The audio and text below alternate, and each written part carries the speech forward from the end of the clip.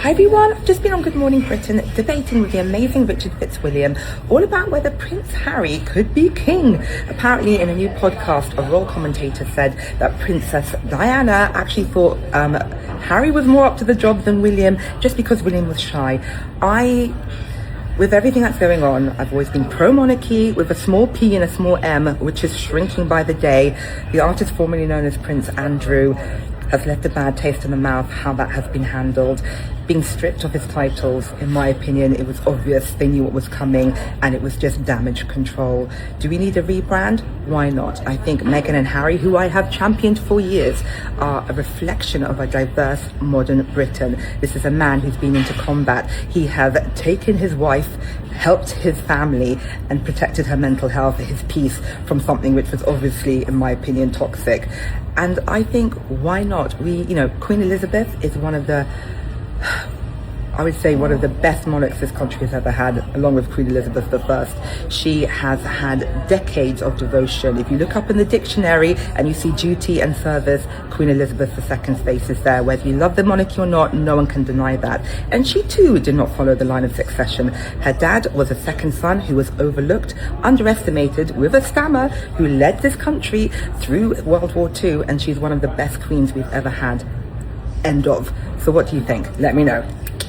The word on the street is surrounding Prince Harry and whether he will indeed come back to the UK for the 10th anniversary of Invictus, and whether he can persuade Meghan and the children to accompany him, and maybe for them to see their grandfather, the King.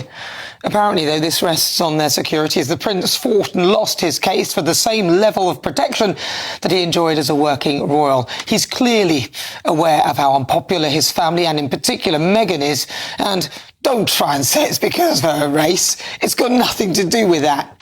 Harry, it's because of her and indeed your behaviour and your treatment of your own family. That's why you are both deeply unpopular in the UK. Take American Riviera Orchard, or I like to call it ARO, another ridiculous offering. It took me all of a minute to come up with that one. I'm sure you can come up with your own version. Meghan's new website. It's gone down like a cup of sick. Nobody's interested. I think even Meghan is questioning whether perhaps the timing of the launch was ill-judged. Don't get me wrong, she's good at being an influencer. The TIG was a great success. But the rumours swirling at the moment are that she is concerned that the timing might make her look bad. Hello, Earth calling Meghan. It looks really, really, really bad. The word for it is heartless. It looks heartless and cold. It's stuff like that people find unpalatable. The website launching a few weeks before Catherine confirmed her diagnosis was cancer, but well within a time frame where Meghan could have waited a bit, as we had already received the news of the King's diagnosis. But hey-ho, that's how they roll. Meghan must be spitting feathers that Catherine is idolised even more. The Princess of Wales is possibly the most loved woman on the planet. Sorry, Meghan. I can't imagine that there are many left who have a shred of respect for the Duke and Duchess of Montecito. But the big question is, as Invictus celebrates its 10-year anniversary in the UK, with Prince Harry set to arrive here for it, will he be flying solo? Then, of course, there's Prince Andrew and Scoop. I say cut the man some slack, for God's sake. He has not been found guilty of anything. Yes, I would say it was unwise for him to surround himself with dodgy people like convicted sex offender Jeffrey Epstein, especially after the world knew what kind of a man he was. But at this current moment, Andrew hasn't pleaded guilty or been found guilty of anything. Yes, he paid out a whole heap of cash, but you could argue part of that was to give his mum, the Queen, a quiet life, as all this controversy came out during the Meghan Markle years and the Queen was ill. So in my humble opinion, I think he was trying to protect his mum from having to deal with yet more controversy and buying time.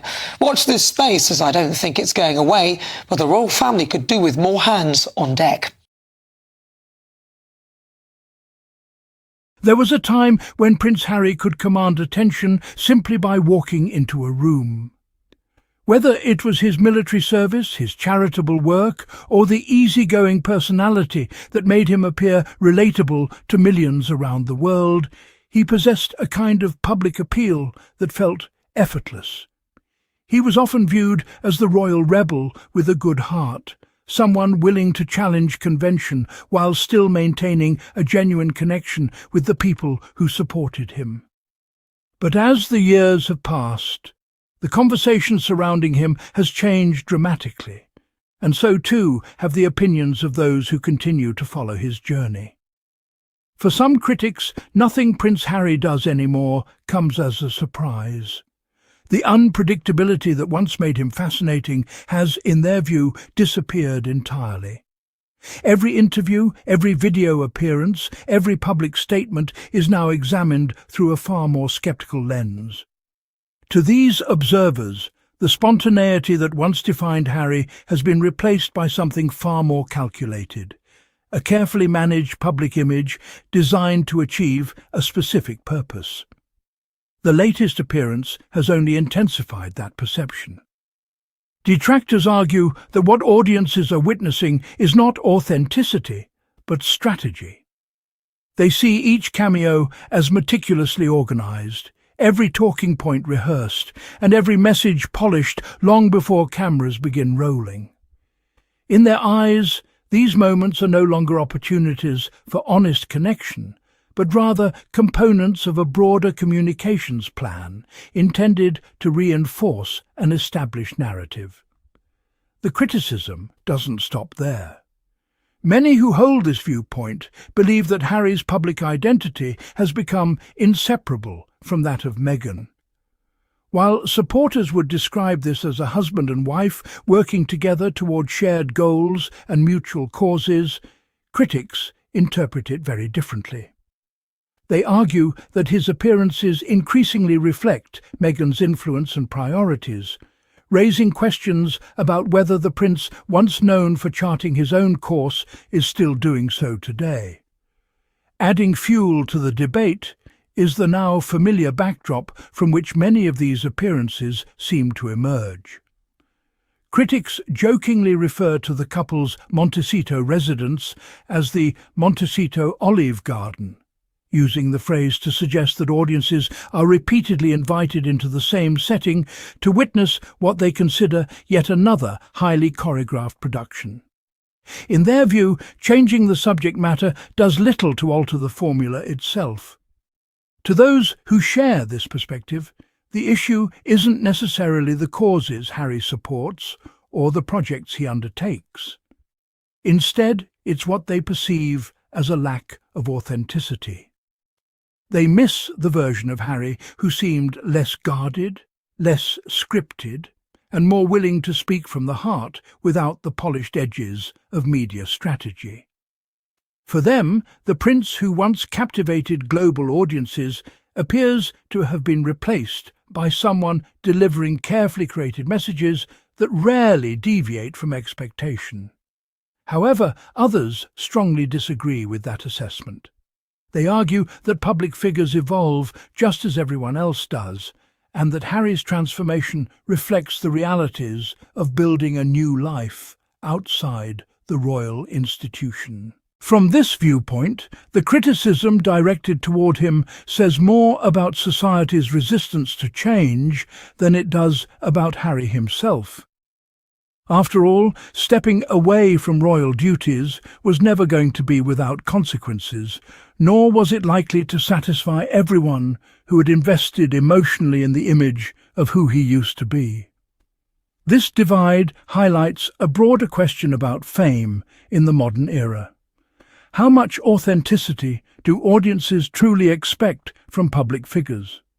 Is it fair to criticize celebrities for being strategic about how they present themselves, particularly in an age where every word and gesture is scrutinized across social media platforms and global news outlets?